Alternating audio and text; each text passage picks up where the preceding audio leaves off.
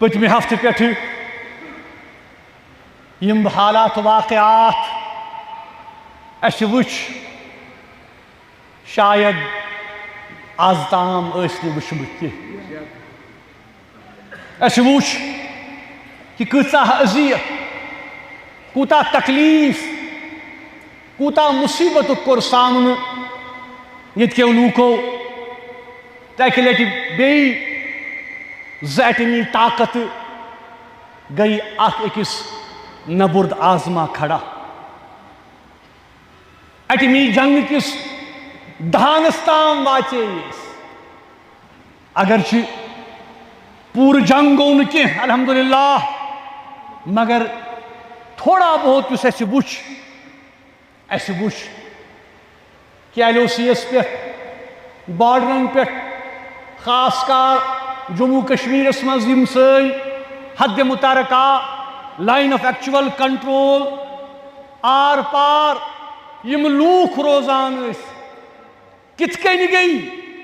تہذ زندگی تہس نہس اس وچ کت کن گئی درجن وار قیمتی جان گئی ضائع اس وچ کت کن گئی درجن واد گھر تباہ روزگار گو ختم مصیبت آو ادکن لوکن اس پہ جموں کشمیر کن لوکن پہ بزرگوں دوستو ہمارے دل رو رہے ہیں جب ہم وہ تصاویر دیکھ رہے ہیں جو سوشل میڈیا پر 12 سالہ زین اور اس کی بہن اروا ہنستے ہوئے یہ دونوں بچے کس طرح سے اس گولہ باری میں ہلاک ہو گئے ان کی تصاویر آج بھی ہمارے آنکھوں کے سامنے ہے یہی منظر آر پار تھا ہم نے دیکھا کس طرح سے آج اس کی والدہ چیخ و پکار رہی ہے اپنے ان بچوں کو ہم نے دیکھا کہ کس طرح سے ان کا والد ہسپتال میں موت و حیات کی کشمکش میں مبتلا ہے یہ سارا دکھ اور درد اور کرب دنیا محسوس کرے یا نہ کرے لیکن جموں کشمیر کے عوام جموں کشمیر کے لوگ ہمارے دلوں کو ان تصاویر نے ہلا کر رکھ دیا ہے بزرگوں دوستوں نوجوانوں دنیا دور سے دیکھ کر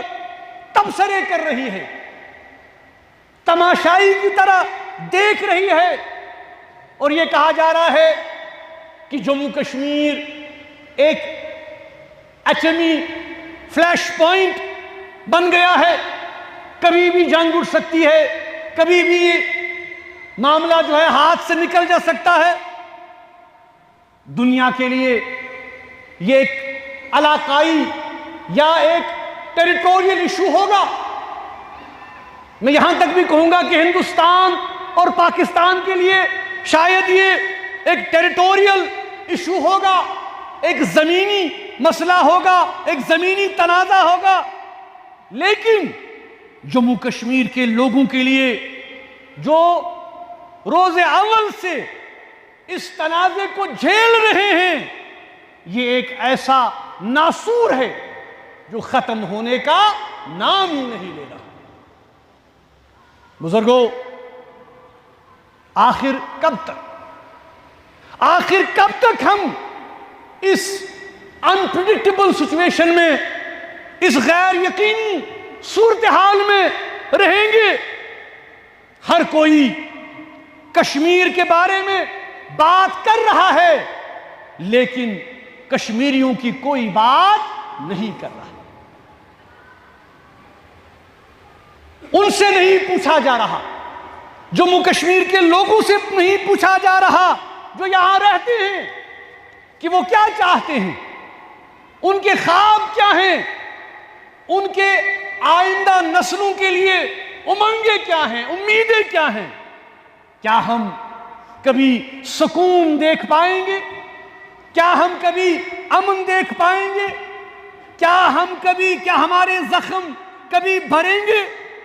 کیا یہ تنازع کبھی حل ہوگا؟ یہ ایک بہت بڑا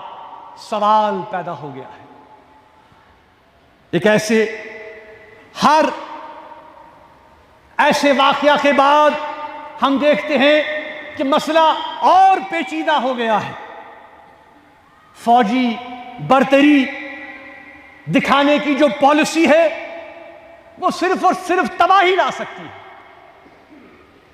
جسے ہم انگریزی میں ملٹری ون اپ مین شپ کہتے ہیں۔ اس سے ہمیں کیا حاصل ہوگا؟ جیسا کہ ہم نے دیکھا کہ اس کا فائدہ کون اٹھا رہا ہے؟ اس کا فائدہ وہ ایجنسیز اٹھا رہی ہیں، وہ فرمیں اٹھا رہی ہیں، وہ انسٹیٹیوشن اٹھا رہے ہیں جو ہتھیار بناتے ہیں، جو جہاز بناتے ہیں، جو تباہ کن سامان بناتے ہیں۔ اور آج اب ہم دیکھ رہے ہیں کہ دنیا میں کشمیریوں کی مصیبت کی کسی کو نہیں پڑی ہے، لیکن یہ بحث چھڑ گئی ہے کہ کس فوجی طیارے کی کمپنیاں شیئر بڑھ گئے ہیں، کس کے اتر گئے۔ انسانی قدروں، انسانی جان اور انسانی اقدار کی کسی کو فکر نہیں ہے۔ بزرگوں، دوستو، آج فائدہ ان ایجنسیز کو ہو رہا ہے، آج فائدہ امن کو نہیں ہو رہا۔ کشمیری سوچنے پر مجبور ہیں کہ کیا بھارت اور پاکستان واقعی امن چاہتے ہیں یا ایک دوسرے پر سبقت چاہتے ہیں؟ ایک دوسرے پر ملٹری ون اپ مین شپ کی دوڑ میں دونوں شامل ہو چکے ہیں۔ جہاں تک جموں کشمیر کا تعلق ہے، جہاں تک یہاں کے عوام کا تعلق ہے، یہاں کے عوام، جموں کشمیر کے عوام جنگ نہیں چاہتے، جموں کشمیر کے عوام امن چاہتے ہیں، ہم حل چاہتے ہیں، ہم مسائل کی طوالت کو نہیں چاہتے، ہم مسائل کا حل چاہتے ہیں۔ ہم دلی امید کرتے ہیں کہ دونوں ملکوں کے ڈی جی ایم اوز نے جس طرح فیصلہ کیا کہ سیز فائر کو بڑھایا جائے 18 مئی تک، جموں کشمیر کے عوام کا یہ متفقہ مطالبہ ہے کہ 18 مئی تک نہیں، اس سیز فائر کو پرماننٹ بنیادوں پر کیا جائے، تاکہ امن ہو، تاکہ شانتی ہو، تاکہ جموں کشمیر کے لوگ امن و آشتی سے رہ سکیں۔ حیرت اس بات کی بھی ہمیں ہوتی ہے کہ اگر D G M Os phone اٹھا کر آپس میں بات کر سکتے ہیں تو کتنے افسوس کی بات ہے کہ ہندوستان اور پاکستان کی قیادت کیا آپس میں بات نہیں کر سکتے؟ آپس میں ایک دوسرے کے ساتھ انگیج نہیں ہو سکتے؟ اس کے علاوہ اور کوئی چارہ نہیں۔ لیکن افسوس، یہ ایک ایسا سچ ہے کہ اگر آج ہم اس سچ کو بولیں گے تو ہمیں ملک دشمن ہونے کا لیبل لگایا جاتا ہے۔ یہ کتنی حیرت کی بات ہے، یہ کتنے افسوس کی بات ہے کہ جو لوگ جنگ کی بات کرتے ہیں، جو لوگ تباہی کی بات کرتے ہیں، جو لوگ میوچول ڈسٹرکشن کو انشور کرنے کی بات کرتے ہیں، وہ آج کے دور میں نیشنلسٹ ہیں۔ لیکن جو لوگ امن کی بات کرتے ہیں، انگیجمنٹ کی بات کرتے ہیں، ڈائیلاگ کی بات کرتے ہیں، ریزولوشن کی بات کرتے ہیں، وہ اینٹی نیشنل ہیں۔ یہ کتنے افسوس کی بات ہے، یہ سوچنے کا مقام ہے۔ ہم صرف دعا کر سکتے ہیں کہ اللہ تعالیٰ بر صغیر کی قیادت کو، جنوبی ایشیا کی قیادت کو، یہاں کی جو ہماری قیادت ہو، ان کو عقل دے، ان کو شعور دے، تاکہ وہ ان معاملات کو سمجھ سکے۔ آخر پر میں ان تمام خاندانوں کے ساتھ دلی تعزیت کرتا ہوں جنہوں نے اپنے لخت جگر کھو دیے اس جھڑپ میں بلا وجہ، کسی کو کچھ حاصل نہیں ہوا، بلا وجہ انسانی جانوں کا اتنا زیادہ زیاں۔ ہم ان کے لیے دعا گو ہیں کہ اللہ تبارک و تعالیٰ ان کو صبر دے، انہیں ہمت دے۔ ہم سمجھ سکتے ہیں کہ ہم دیکھ رہے ہیں پچھلے 70 سال سے معاملات و واقعات، زخمیوں کو اللہ تعالیٰ شفا دے، اور ہم سب کی یہ اس وقت کوشش ہونی چاہیے کہ ہم ان لوگوں کی مدد کریں، معاونت کریں۔ ہمارا بھی ایک چھوٹا سا ادارہ ہے دارالخیر، ہم بھی انشاءاللہ کوشش کریں گے کہ جتنا ہو سکے ہم ان لوگوں تک پہنچیں جو اس وقت ہماری ہمدردی کے، خاص کر جو LOC پر لوگ رہ رہے ہیں، ان کی ہیلپ کے لیے، ان کی مدد کے لیے ہم سامنے آئیں۔ میں آپ سب سے اپیل کرتا ہوں اور حکومت سے بھی اپیل کرتا ہوں کہ ان کو اچھا خاصا معاوضہ دیا جائے تاکہ وہ اپنی زندگیاں پھر شروع کر سکیں۔